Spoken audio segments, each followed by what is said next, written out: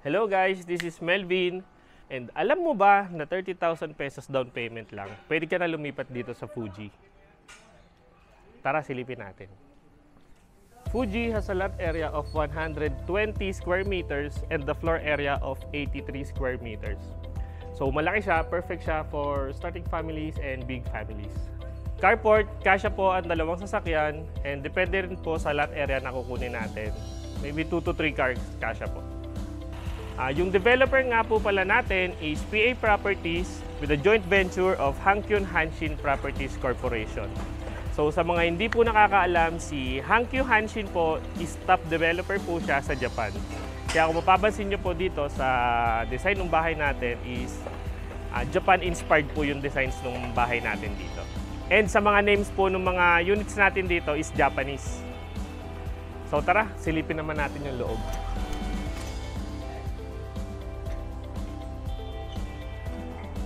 And sa loob, ito po is yung dress-up unit natin.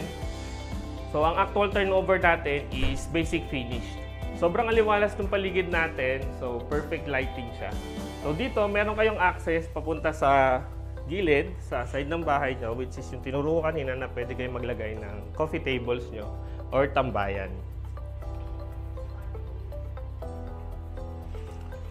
Guys, modern yung design natin dito. Puro siya sliding. Kaya yung ventilation ng hangin is talagang pasok talaga sa atin. So meron din po tayong space dito sa likod. Yung single detached unit natin. Paikot siya. Pwede natin lagyan ng kitchen. Pwede natin ilipat dito sa labas. And open for expansion yung mga units natin kay Idesha.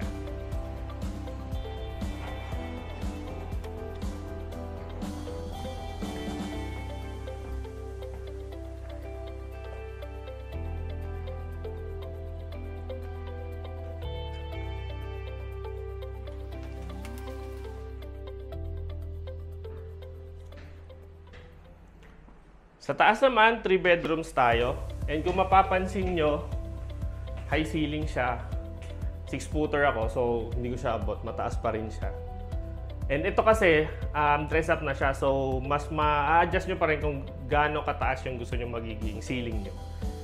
Yan. So, dito meron din tayong toilet. And dito is another bedroom. Pwede siyang gawing kids room or office area, working space. Dito yung second bedroom naman natin dito. Malalaki yung mga cut ng bedrooms natin, guys.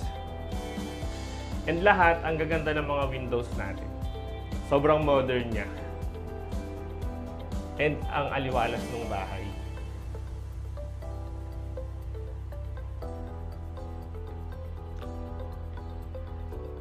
Dito naman is yung master's bedroom natin, which is you have your access papuntang balcony. So, sliding na rin yung door natin dito.